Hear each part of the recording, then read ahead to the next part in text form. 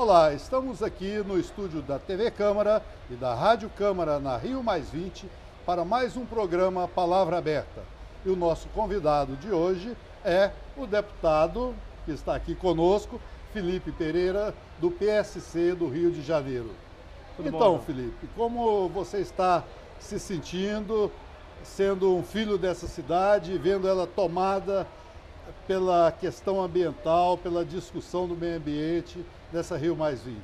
Bem, João, primeiramente cumprimentar os nossos telespectadores, nossos ouvintes da Rádio Câmara e dizer que é uma satisfação, como um carioca, como um fluminense, estar aqui hoje como anfitrião na cidade do Rio de Janeiro, recebendo não só delegações, mas recebendo olhares do mundo, né, em prol de uma esperança para o nosso futuro, da nossa questão ambiental, da nossa questão da consciência ambiental no mundo inteiro.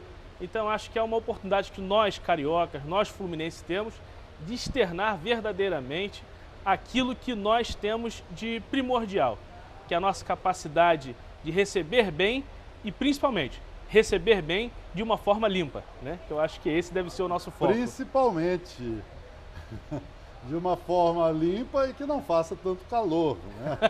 mas aí não temos como fugir muito disso, até por causa das questões que estamos discutindo, né? Dessa questão do clima, o Rio de Janeiro tem ficado cada vez mais quente verdadeiramente. Muito carro, muita gente. Então, vamos então já partir para o outro lado. As organizações ambientalistas, e citando aqui nominalmente o Greenpeace, por exemplo, está chamando a Conferência Rio+20 de Rio-20, como se ela estivesse sendo um retrocesso em relação àquela outra conferência da Rio 92. O que você acha disso? Olha, João, se nós formos pegar como base os parâmetros que ainda não foram alcançados desde 92 até agora, 2012, realmente nós podemos ficar um pouquinho desanimado com o que ainda não aconteceu. Mas eu sou jovem, eu tenho 28 anos de idade, tenho a satisfação de estar em segundo mandato. Então, se eu não for um dos principais incentivadores de que nós, essa geração e as gerações futuras, não vão poder mudar essa realidade, não vão conseguir absorver essa realidade dessa transformação psicológica, né, de pensamento, de atitude que o cidadão deve tomar em relação ao meio ambiente, nós vamos estar falando de total descrédito e sem esperança para com as gerações futuras.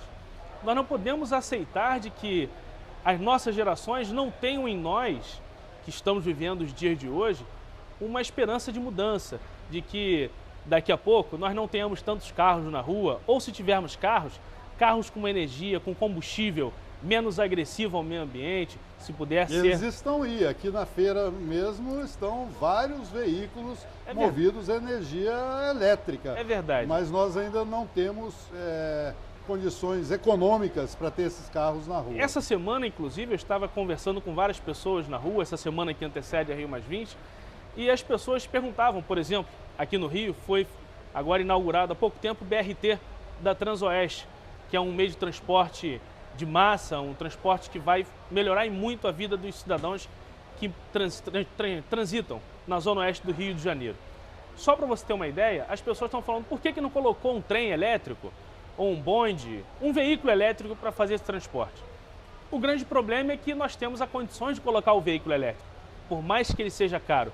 Mas o problema é que a energia utilizada para mover esse trem ou esse ônibus, seja lá o transporte que for, ainda não é uma energia limpa. Então, seria um contrassenso gastar um investimento caro num transporte relativamente moderno e de emissão zero de poluente, porém a energia que o alimenta viria de uma usina nuclear, de uma usina elétricas dessas que nós conhecemos, as hidrelétricas, enfim, tudo isso.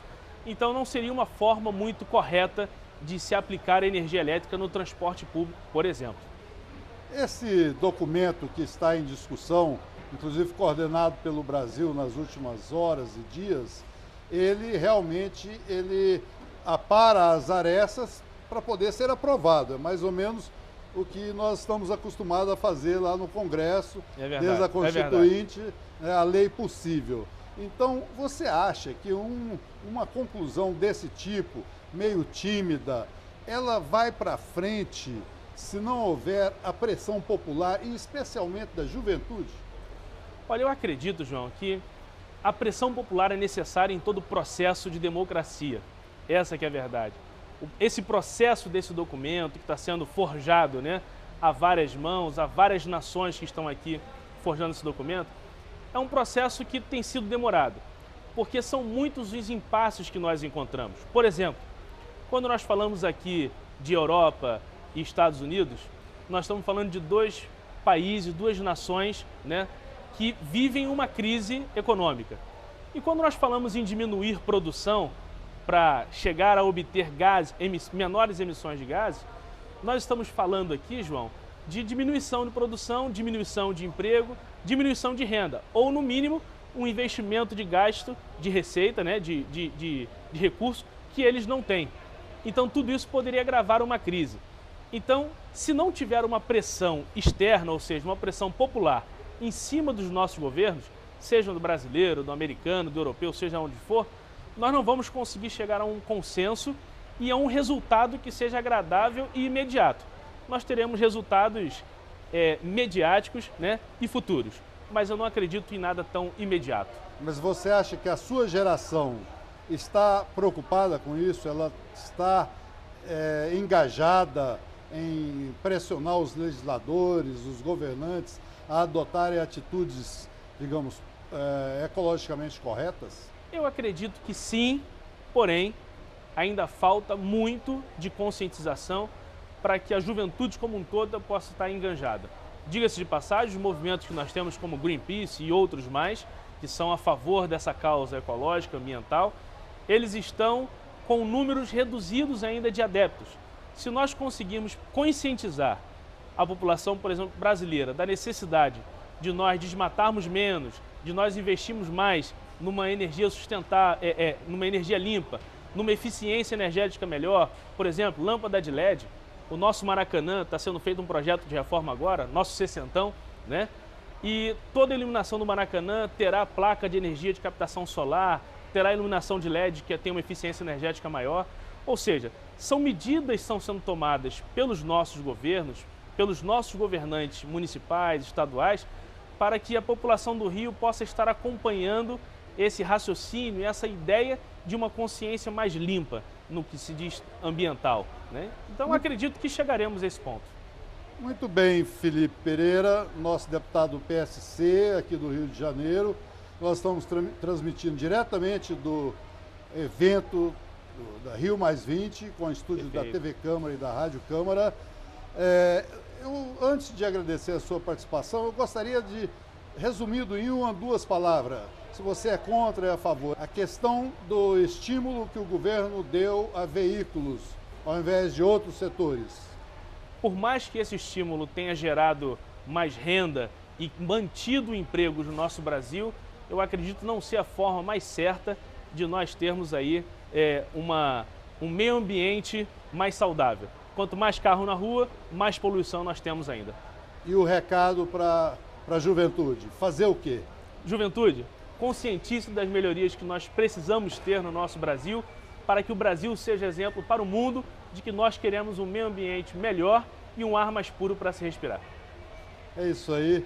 Muito obrigado a sua participação aqui no estúdio da TV Câmara e da Rádio Câmara na Rio Mais 20 e esperamos contar com a sua presença outras vezes.